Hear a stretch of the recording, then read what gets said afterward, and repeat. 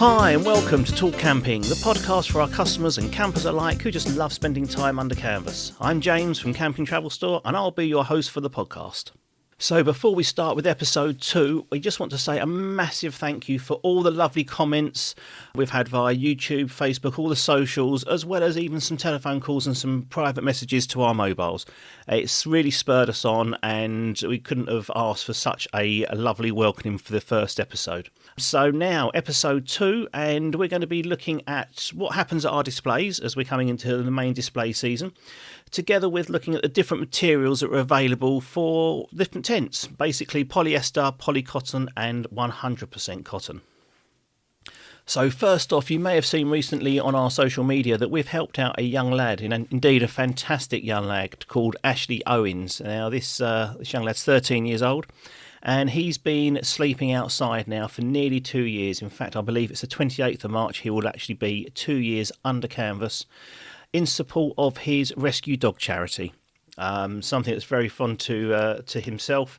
And we supported him by donating him a Cast & Novia tunnel tent, just one of the small tunnel tents that we do, due to the fact that his previous tent had collapsed in the snow and wasn't particularly suitable for the length of time he was spending outdoors.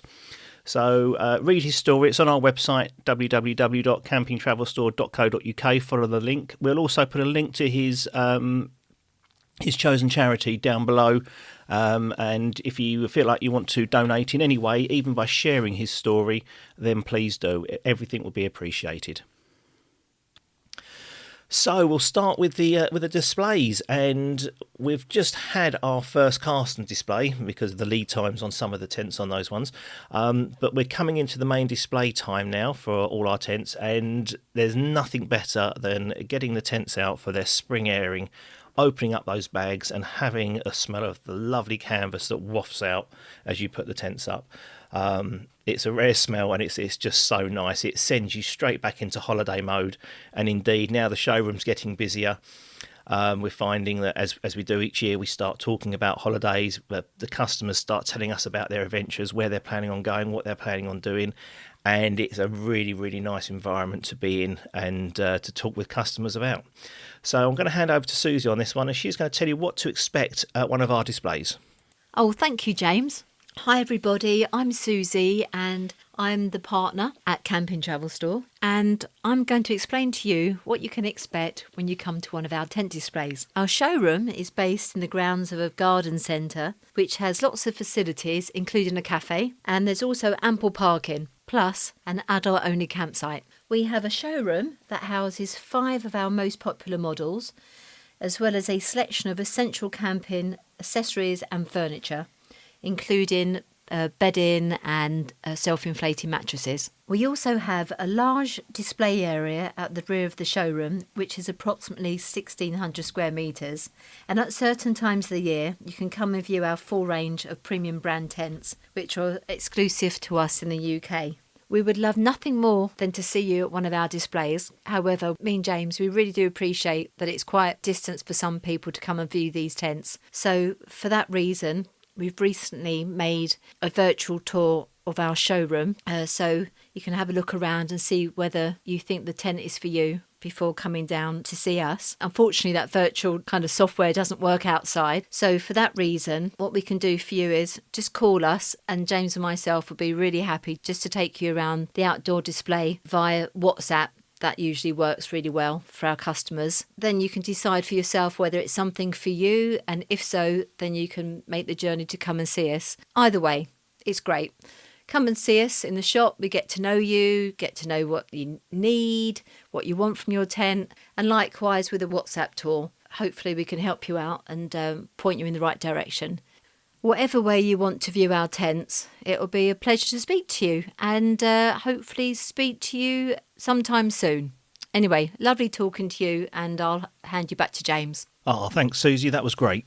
Moving on to materials now, and for this purpose, we're going to exclude the nylon lightweight backpacking tent material, purely because we're looking at family tents and that kind of size tents. So we're going to be looking at polyester material, a polycotton or technical cotton material, and a cotton canvas material. So most mainstream tents are made of polyester. It's a man-made material, and because it's man-made, it can come in many forms. Indeed, you can have different weights, and that might be determined by, say, the 150 denier, and that can come in various weights from there. And you can have different coatings applied to it, different waterproof coatings especially, and that gives you your hydrostatic head, which is how the waterproofness of the tent is measured. For us, we say a minimum of 2,000 is good for the UK. Anything less than that and you could run the risk of getting slightly wet in a heavy downpour. And what you'll find is that the polyester material itself has been given brand names by a lot of the manufacturers, which can make it quite confusing. But essentially, you just need to look at the specifications and talk with the manufacturers about it to actually understand it a bit better. We've found that polyester doesn't really stretch or shrink, and as we say, because it's man-made, the coatings that can be put on nowadays, they can actually have a fairly stable UV coating added to them, which does make them last a little bit longer. Materials have their pros and cons, and one of the pluses for the polyester is because it's man-made, it's a lighter material. Now, this is great for pack size because if you were to compare the same size family tents between the three materials, you'll find that the polyester one will have the smallest pack size.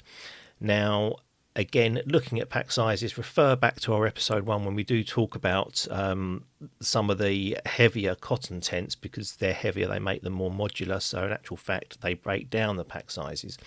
But the polyester is a lightweight material, so relatively speaking, the same pack size is so much lighter in polyester to get out the back of your car that it can make it much easier for people to handle.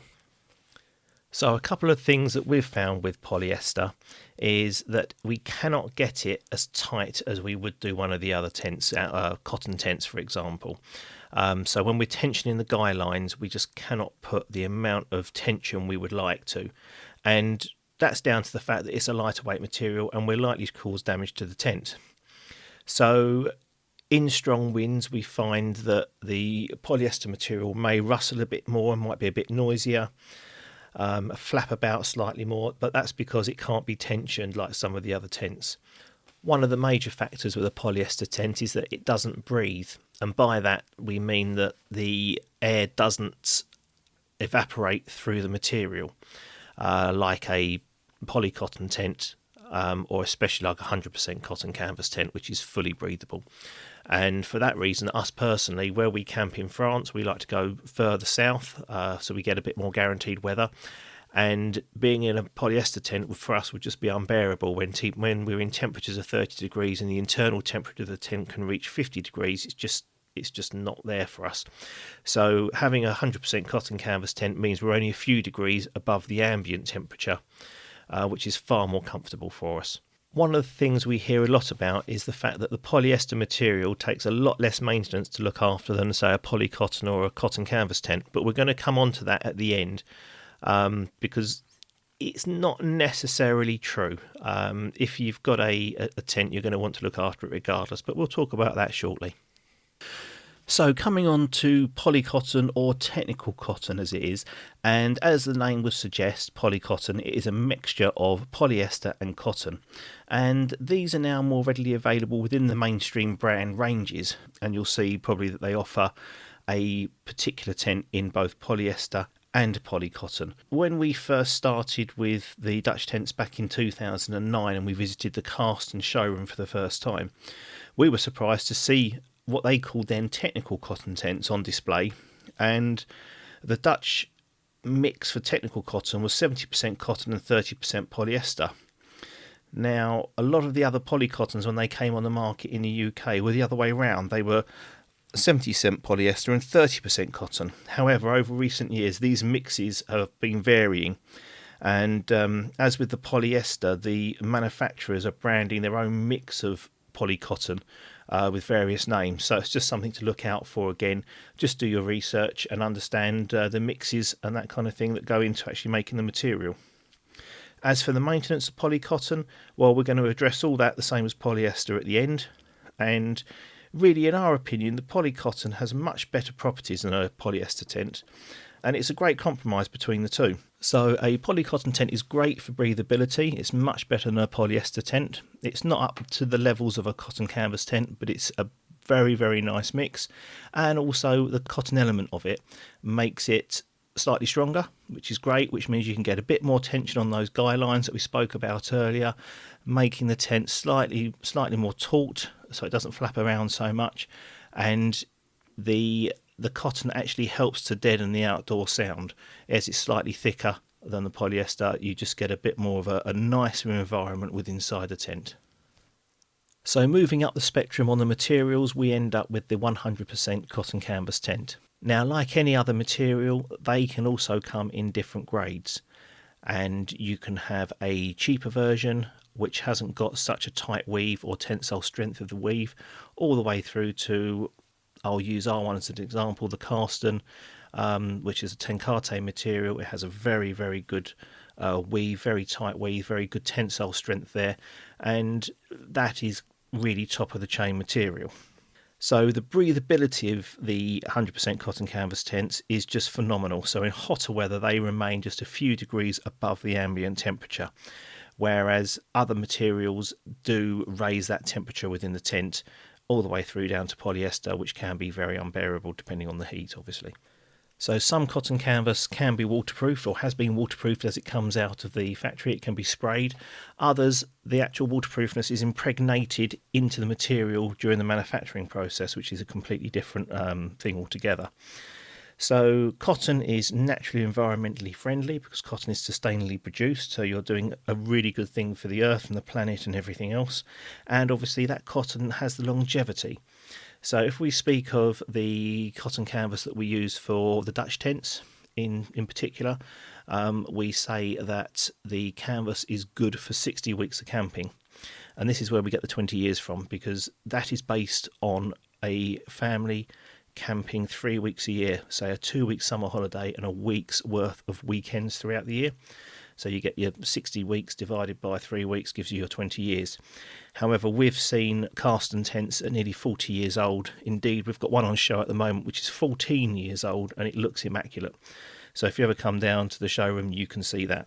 Because the cotton is a lot heavier, so it is heavier to carry, and we've mentioned about how the designers have actually broken down the tents to make them more modular, so everything is actually quite versatile for carrying. The weight of the material also acts as an insulating barrier and helps block out the cold and also the wind, and it does it quite effectively compared to some of the other materials. And the thickness of that cotton also helps to prevent any damage by the UV. So we hope that's covered the materials for everyone and gives you a bit more of an understanding of the difference between the polyester, the polycottons and 100% cotton material tents.